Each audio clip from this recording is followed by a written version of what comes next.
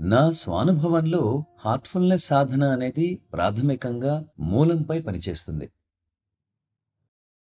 మీరు ఏదైనా వ్యాధితో బాధపడుతున్నప్పుడు మీ వ్యాధికి గల మూల కారణం కనుగొనగలిగితే మీరు ఆ వ్యాధి నుండి బయటపడే పరిష్కారాన్ని తెలుసుకోగలరు. మీరు వ్యాధి లక్షణాల మీద ధ్యాస పెడితే ఆ వ్యాధి వలన కలిగే ఒత్తిడి, ఇబ్బందుల నుంచి బయటపడవచ్చు.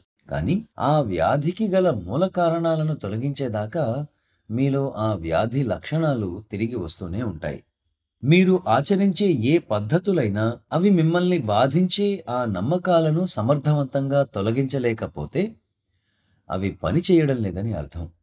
అప్పుడు పూర్తి నిజాయితీతో ఇతర పద్ధతులను, ఇతర ఉపాయాలను ప్రయత్నించండి. కానీ మీరు ఇప్పటి వరకు ప్రయత్నించిన ఈ ఉపాయాలన్నింటినీ మీరు హృదయంతో శ్రద్ధగా ఆచరించారా? అప్పుడే మీకు సమాధానం దొరుకుతుంది. ఇప్పుడు మీరు హార్ట్ఫుల్నెస్ విధానాన్ని హృదయపూర్వకంగా ప్రయత్నించి చూడండి.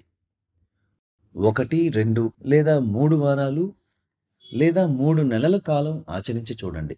మీరు ఆశించిన ఫలితాలు లభించాయో లేదో చూడండి.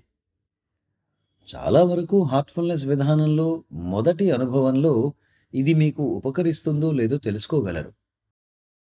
ముఖ్యంగా స్త్రీలు అన్నింటినీ సూక్ష్మంగా, ఖచ్చితమైన బేరీజు వేయగలరు. మహిళలు వారు కలుసుకునే వ్యక్తులు సరైనవారో కాదో, లేదా ఏదైనా ఆచరించాలని అనుకుంటే ఆ పద్ధతి సరైనదో కాదో అని తమ అంతర్దృష్టి ద్వారా చాలా సునిశితంగా పసిగట్టగలరు.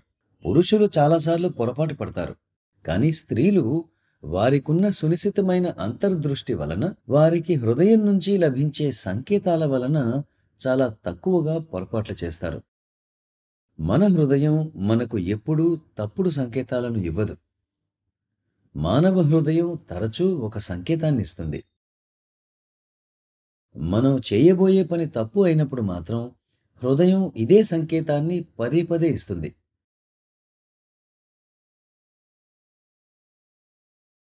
Any time that you're going to do anything wrong, heart will speak మనం louder తప్పు చేసే and louder. ప్రయత్నంలో హృదయవాణి బిగ్గరగా ఉంటుంది.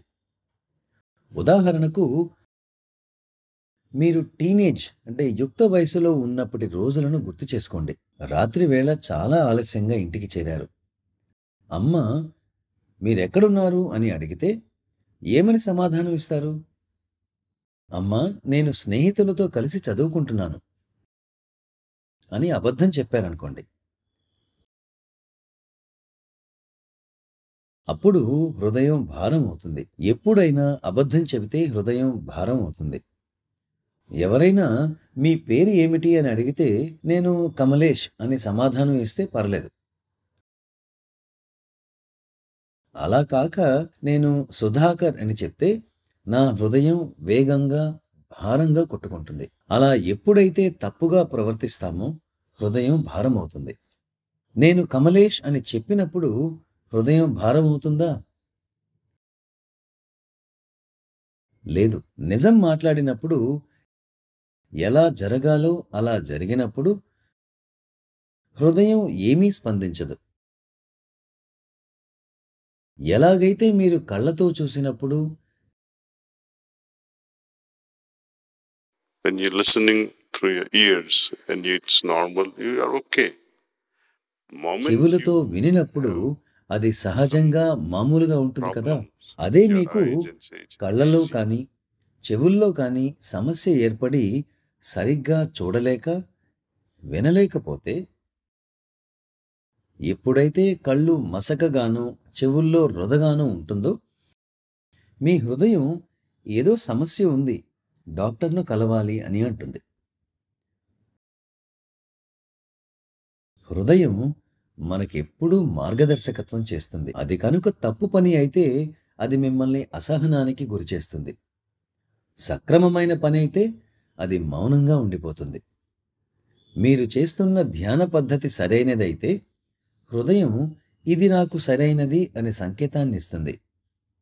ఎందుకంటే ఇది శాంతి, స్థిరత్వాలను అందివ్వడంలో, మీలో మీరు కేంద్రీకృతం అవడంలో సహాయపడుతుంది.